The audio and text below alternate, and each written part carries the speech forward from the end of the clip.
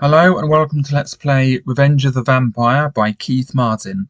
This is book number 58 in the Fighting Fantasy series. Now I know I said I'd do number 18, which is Rebel Planet, next, after Demons of the Deep, but I changed my mind. I'll do that later on. Someone left a comment asking me when I was going to do this one, and I didn't need much convincing not to do Rebel Planet next because the futuristic ones are not my favourite genre of fighting fantasy, as you know, so I'm doing this one now. Anyway, here's the front cover. This is a direct sequel to Vault of the Vampire, which is also by Keith Martin. There we go, very nice. Let's read the synopsis. Fighting fantasy books, over 14 million copies sold worldwide. Count Heydrich, that's how I'll pronounce it, vampire, is back from the dead. A half-forgotten evil has arisen from the grave to stalk the old world in search of fresh blood and new victims to enslave. Count Rainer Heydrich, undead vampire lord, is ancient beyond the reckoning of mortals. This time, however, there is someone on his trail, a brave hero who is determined that he shall not succeed in his evil plans. That someone is you. Fighting Fantasy, the world's most popular adventure game book series. Cover illustration by Les Edwards. There's Steve Jackson and Ian Livingstone. I always think they look more nerdy here than they do on the other photos in the earlier books, where Ian Livingstone has a moustache. Yeah, it looks more sort of nerdy here. No offence, that's just how I interpret it. Yeah, I'll put a timestamp in the video description if you just want to skip to the background and ignore the introduction, but I am going to read it out because I always do. Anyway, Steve Jackson and Ian Livingstone present Revenge of the Vampire by Keith Martin, illustrated by Martin McKenna. And this was a library book that has a sort of spot then. Looks like it was in Avon County Library. Now, speaking of libraries and things, this book is extremely rare. I don't actually own a physical copy of this. That's because it's one of the later books in the series, number 58, and it was published in 1995, I think. In this series, the higher up the list you go, the rarer and more expensive they are. So the ones published in 1980, like Warlock of Firetop Mountain, or 81, whatever, they're quite common, quite cheap on eBay and Amazon, especially now. I mean, even Vault of the Vampire, that cost me, when I first got it, something like 10 quid or something like that off Amazon. It's now up to 25 or something, or 30. That's Vault of the Vampire. This one, I don't own it yet, but I will eventually, I imagine. I imagine I'll fork out the cash eventually. I didn't get it early enough, but all the collectors and retro collectors and everything have sprung up over the years to sort of ruin collecting for real collectors like me who started years and years ago, who just never bothered to finish their collections. Yeah, so the cheapest one, I looked at completed listings on eBay. I mean, on Amazon, it's just ridiculous because, you know, that's not an auction site. That's just like, I don't know how that works, but some of them are ridiculous, the prices on there. But eBay is a better judge of price because you can look at completed listings and what actually sold. And there was a couple of auctions for this that actually went for like 150 to 200 quid. So eventually I'll have to fork out that, I imagine. But yeah, this one's quite rare. Anyway, by Keith Martin and illustrated by Martin McKenna. Okay, yeah, published in 1995. Map copyright Jonathan Green. Okay, introduction. Before embarking on your adventure, you must first discover your strengths and weaknesses. Again, if you don't listen to this, just click on the video description timestamp, okay, and it'll skip straight to the background, or just fast forward it, whatever. But I'm going to read it out, so unlucky. Okay, before embarking on your adventure, you must first discover your strengths and weaknesses. You use dice to work out your initial skill, stamina, luck, and faith scores. On pages 22 to 3, there's an adventure sheet which you may use to record the details of your adventure. On it, you will find boxes for recording your skill, stamina, luck, and faith scores. You are advised either to record your scores on the adventure sheet in pencil or to make photocopies of the sheet for use in future attempts to complete the adventure. Skill, stamina, luck, and faith. Skill. Roll one dice. Oh, they've said dice instead of die. That's like saying one mice instead of one mouse. It's die and dice. Anyway, roll one die, add 6 to this number, and enter the total. It will be between 7 and 12. Blimey. What else would it be? Why do I need you to say that? I know that. Of course it will be between 7 and 12. How stupid do they think I am? It will be between 7 and 12. Duh. And also, in strangely enough, 1 plus 1 is 2. At least in normal arithmetic. Anyway, in modular arithmetic, it might not be. 1 plus 1 can equal 0 in modulo 2. Anyway, it will be between 7 and 12 in the skill box on the adventure sheet. Okay, so let's do that. Let's roll a die. No. 5, that'll do. I can hear you cry. Oh, why do you bother to do it if you're going to cheat? Because I'll accept anything between 4 and 6. That's why. So we've got a 5. That gives me 11 skill. But I'm not having 3. It's just too low. Roll 2 dice for stamina. Add 12 to the number rolled and enter the total. Yes, I know the total. In the stamina box in the adventure sheet. Well, of course it'll be between 14 and 24. It's just stupid. Okay, so where's the dice? So roll 2 dice. No. Yes. I accept anything between 9 and 12. So that's 9 plus 12 is 21. So that's 21. Luck. Roll 1 die, add 6 to this number, and enter this total again between 7 and 12 in the luck box on the adventure sheet. I mean, if you're having difficulty adding numbers together, I mean, you shouldn't really be playing this book, because if you're that sort of stupid and you can't add dice together, I mean, I highly doubt you're going to be intelligent enough to read. Anyway, roll 1 die. No. Yes. Okay, so luck is 12. Again, I'll accept anything between 4 and 6. So 12. I'll be right back. And I'm back. Okay, well, where was I? Oh, yes. Faith. Roll 1 die, add 3 to this number, and enter this total in the faith box on the adventure sheet. Okay, roll 1 die, add 3 to it. Okay, that gives me a faith of 7. Okay, so 7 faith. You have to have faith for that to work. That was in Fright Night. That was a good film. I always thought the white-haired man in that was Leslie Nielsen, but it isn't. It isn't Leslie Nielsen. Some other bloke. Anyway, for reasons that will be explained below, skill, stamina, and luck scores change constantly during an adventure, and faith will also change from time to time. You must keep an accurate record of these scores, and for this reason, you are advised either to write small in the boxes or to keep an eraser handy, but never about your initial scores. Although you may be awarded additional skill, stamina, luck, and magic points, the totals of these may never exceed the initial value, except on very rare occasions when you will be instructed. What is wrong with me? When you will be specifically told so. I keep thinking it's instructed. It's specifically told so. Right, your skill score reflects your swordsmanship and general fighting expertise. The higher it is. The higher it is, the better. Your stamina score reflects your general constitution, your will to survive, your determination, and overall fitness. The higher your stamina score, the longer you will be able to survive. Your luck score indicates how naturally lucky a person you are, and whether you will be able to avoid hazards and perils during your adventure. Luck is very much a fact of life in the fantasy world you're about to explore. Your faith scores indicates your purity of heart and belief in the forces of goodness. A high faith score may enable you to force some evil creatures to flee from you when they sense your faith and valor, but it also means that they are more likely to notice you and react to you in a hostile way. You will learn more about the importance of faith as you make your way through this adventure. Magic. During your adventure, you may find certain magic items, although at first you may neither realize that they are magical nor know exactly what it is that they do. Should you find such objects, the relevant paragraphs will explain how to use them or what you may attempt to do with them. To begin here, however, you are not a wielder of magic, but a brave warrior, and you must overcome your enemies by your wits and courage and by the use of your sword. Battles. As your adventure progresses, you will often find yourself in a situation where you have to fight a creature of some sort. An option to flee may be given, but if it is not, or if you choose to attack the creature anyway, you must resolve the battle in the way that described below. First, record the creature's skill and stamina scores in the first vacant monster encounter box on your adventure sheet. The scores for each creature are given in the book each time you have an encounter. The sequence of combat is then 1. Roll 2 dice for the creature and add its skill score to the total roll. This is the creature's attack strength. 2. Roll 2 dice for yourself and add this to your current skill score. This total is your attack strength. 3. If your attack strength is higher than that of your opponent, you have wounded it, so proceed to step 4.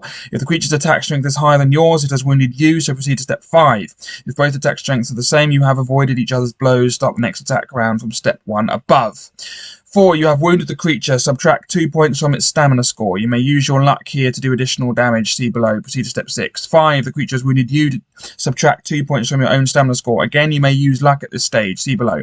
6. Make the appropriate adjustments to either the creature's or your own stamina score and your luck score if you use luck. See below. 7. Begin the next attack round by returning to step 1. This sequence continues until either your stamina score or that of the creature you are fighting has been reduced to 0 or below. Death. Fighting more than one creature. If you come across more than one opponent in a particular encounter, the instructions on that page will... Damn, that's irritating. Will...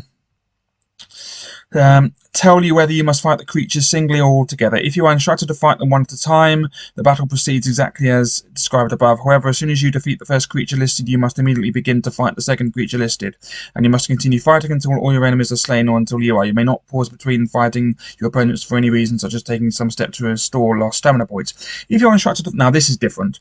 If you're instructed to fight all the creatures at once, the procedure is different. In step 1 of the combat sequence above, you must calculate the attack strength for each of the creatures facing you. In step 3, if the attack strength of any of your opponents is higher than yours, you must go at once to step 5. If you have the highest attack strength of all, go to step 4, and you may choose which of your opponents to strike. Again, the battle goes on until either of you or your enemies are slain, or all your enemies are slain.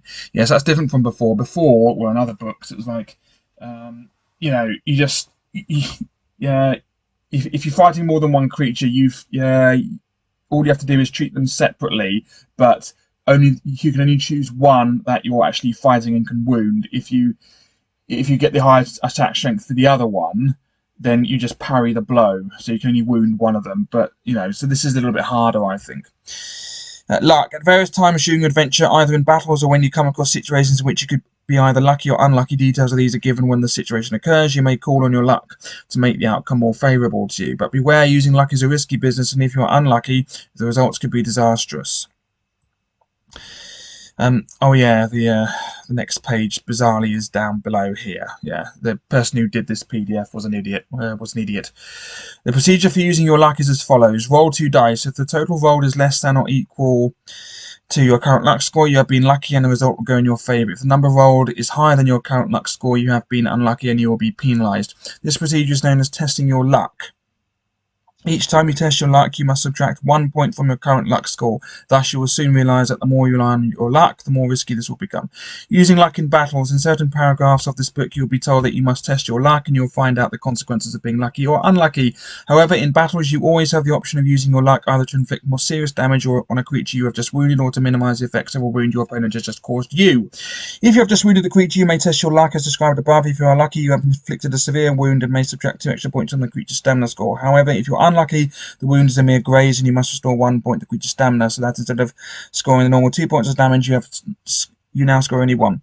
If the creature has just wounded you, you may test your luck to try to minimise the wound. If you are lucky, you manage to avoid the full strength of the blow, restore 1 point of stamina, so that instead of doing 2 points of damage, it does only 1. If you are unlucky, you take a more serious blow, subtract 1 extra point from your current stamina total. Remember, you must subtract 1 point from your own luck score each time you test your luck. If your luck score ever reaches 0, you will automatically be unlucky. However, you are forced to test your luck. Okay, let me start again. You will automatically be unlucky. If your luck score ever reaches 0, you will automatically be unlucky. For some reason, they've capitalised unlucky. Whenever you are forced to test your luck, so be careful out there. Testing your skill. At times you'll find yourself in a situation where your physical strength, your reflexes and agility may affect whether you are able to avoid a hazard or perform some action such as climbing a difficult and treacherous surface. When this is the case, you may be instructed to test your skill. The procedure for this is as follows. Roll 2 dice. If the total rolled is less than or equal to your current skill score, you have been successful. If the number rolled is greater than your current skill score, you have failed. The relevant paragraphs will tell you what success and failure mean when you test your skill. However, you do not have to subtract any points from your skill score for testing your skill in this way. This is a crucial difference from testing your luck. Sometimes you may face a difficult task in which your skill is tested to the full. For example, you may be... The next page is up here because it's stupid. You may be instructed to test your skill, adding 2 to the number rolled. What this means is that when you roll 2 dice, you must add 2 to the total. If you had rolled a 4 and a 3, for example, your modified total would be 4 plus 3 plus 2, which equals 9. You then compare the final total with your skill to discover the outcome of testing your skill. Testing your spot skill. This is a special case of testing your skill, and it applies when you may or may not discover something hidden or concealed. The procedure here is exactly the same as for testing your skill, but the relevant paragraph will instead instruct you to test your spot skill. Restoring a skill, stamina, luck, and faith. Skill. Your skill score will not change often during your adventure. Occasionally, a paragraph may give an instruction to increase or decrease your skill score. Your skill score cannot exceed its initial level unless you are specifically instructed to the contrary. You may have the chance during this adventure to get your hands on an item, such as a magical weapon, which will increase your attack strength. If you manage to acquire two such weapons, you cannot gain bonuses to your attack strength for both of them. You cannot use 2 magic swords at the same time. Likewise, certain kinds of armor will give a bonus to your attack strength, but obviously you cannot wear more than 1 suit of armor at a time. Stamina and provisions. Your stamina score will go up and down frequently during your adventure as you fight enemies and undertake arduous tasks. As you near your goal, your stamina score may drop dangerously low and battles become particularly risky, so be careful. Your backpack contains enough provisions for 12 meals. Let's write that down. So 12 meals.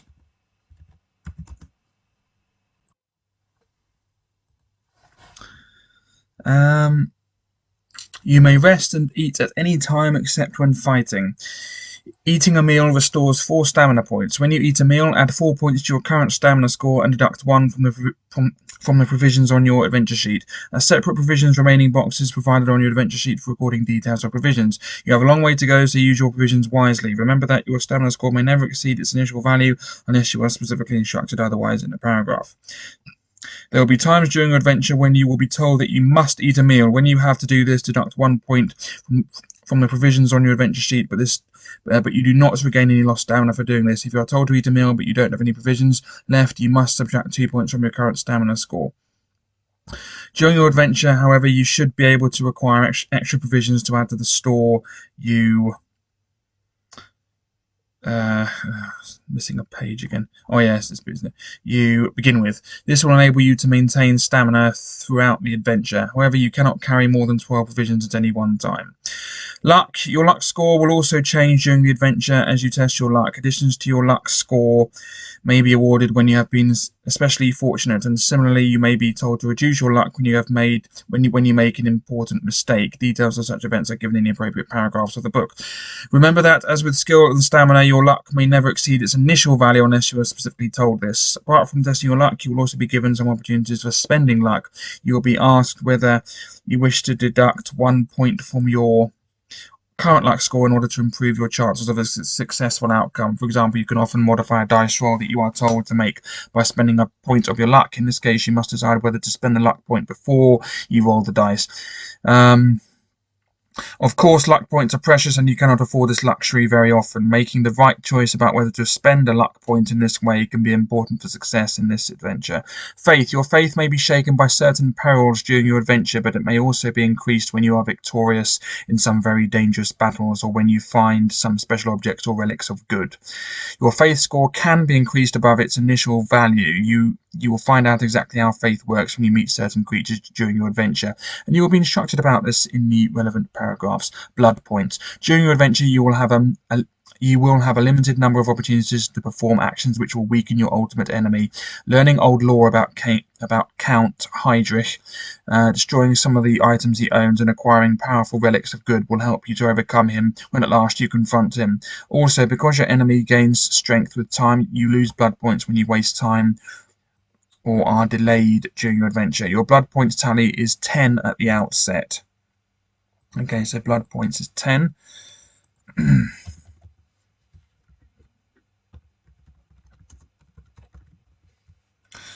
So that's 10.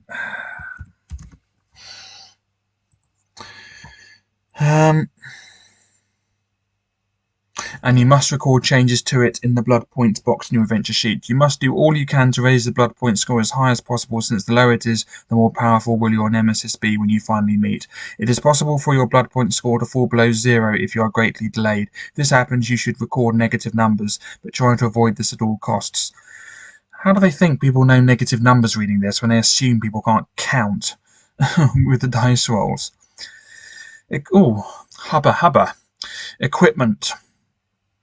You start your adventure with some simple, basic equipment that you will need for the adventure ahead, but you may find extra items during your travels. You are armed with a sword and are dressed in leather armor. You also carry a shield. Sword, leather armor, shield. Let's go. Sword, leather armor, shield. Okay. You have a backpack, a simple rucksack or haversack on your back to hold your provisions and any treasures or other items you may find. You also carry a lantern which you can use to light your way should you find yourself literally in the dark. Okay, so we've got a lantern as well, so we have a lantern.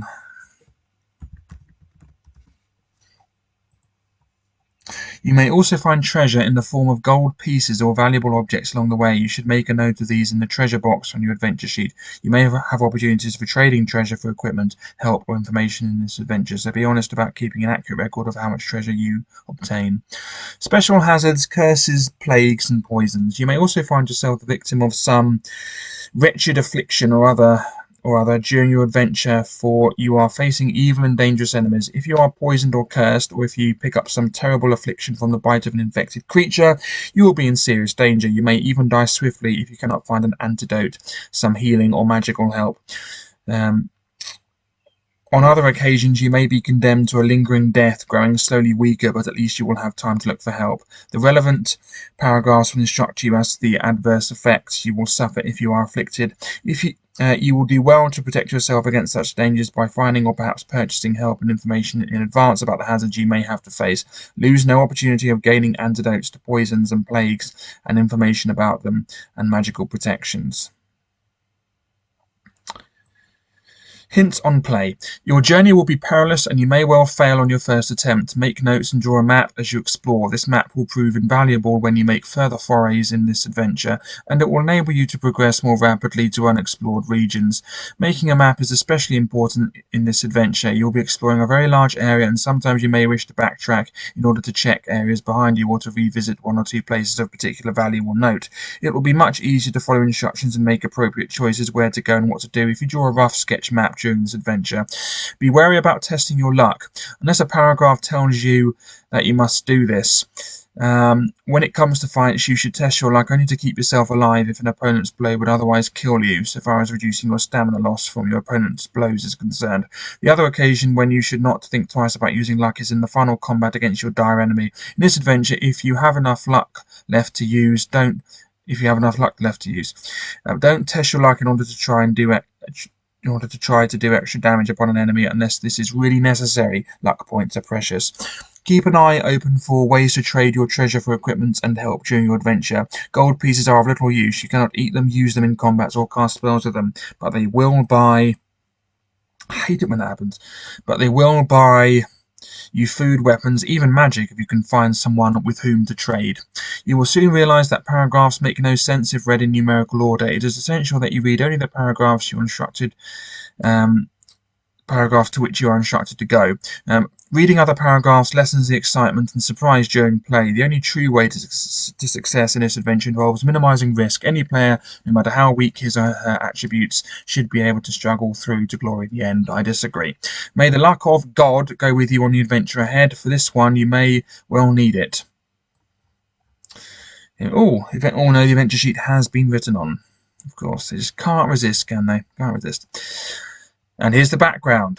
Okay, there is little call for the services of a warrior at this time of year in the town of Gunport, it seems. The eastern coastline of the old world has been all too peaceful for some months. The people there grow fat and lazy, and they're not your type of folk at all.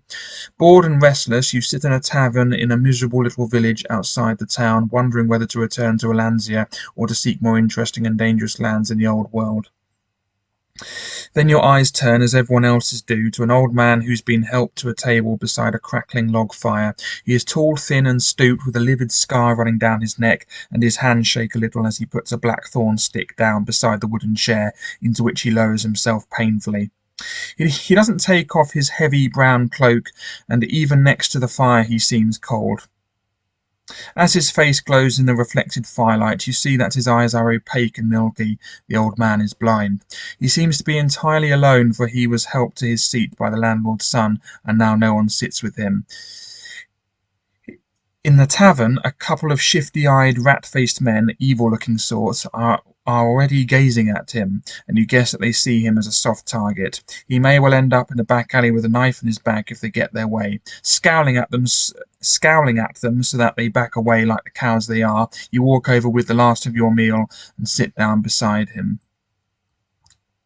He is glad of your company and is happy to talk to you. After you have introduced yourself, he says his name is Henrik van der Termelen from Mauristatia, as if his accent didn't give that away. He is on his way to visit a friend, a fellow scholar in one of the monasteries which throng the shores of Lake Libra.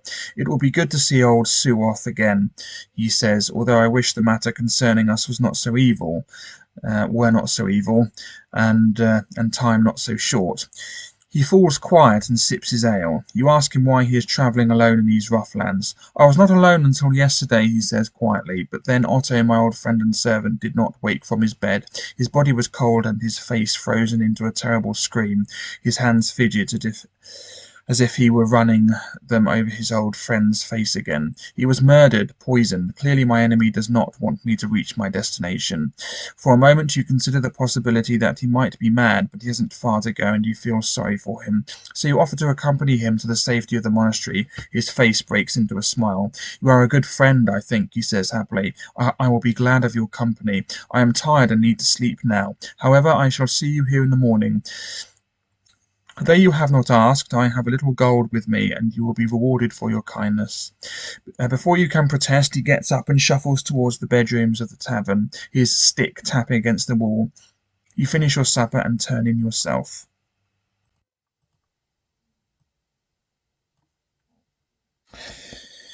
In the morning, there is no sign of Henrik at breakfast, so you go to his room.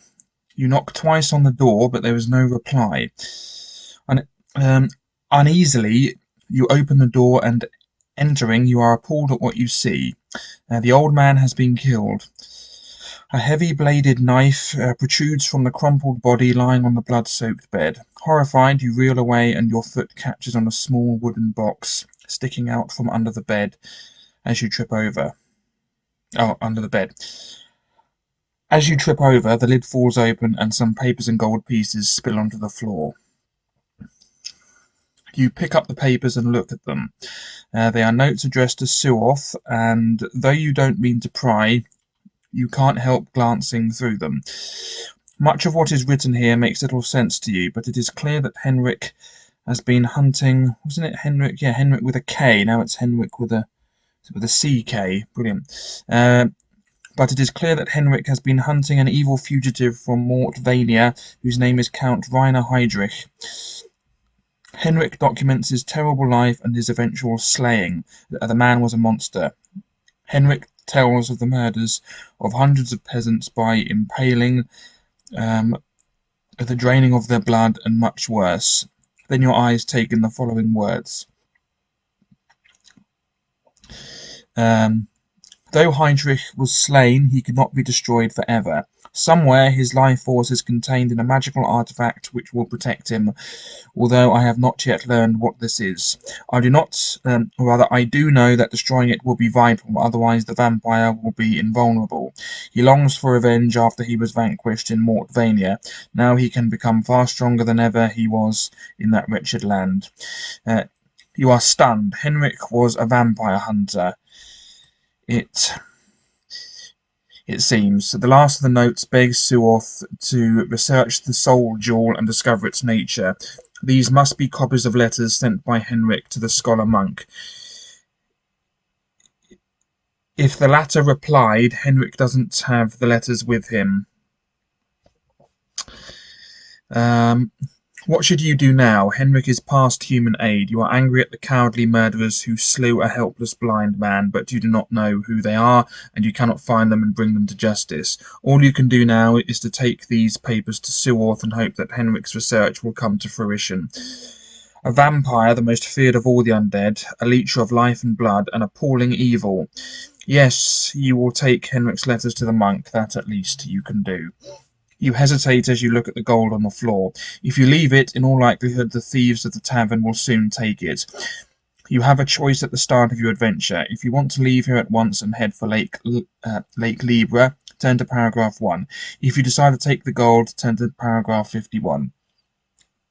Okay, we're going to take the gold and turn to paragraph 51.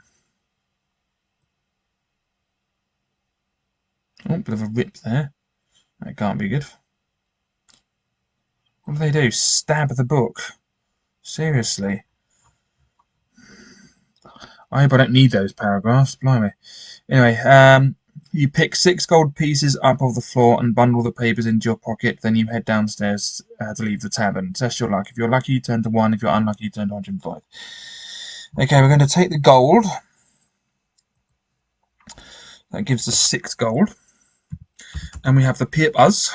The papers. I said it in a Geordie accent there. They're the papers. For some reason, Geordie people say papers instead of papers. Why, I don't know. Okay.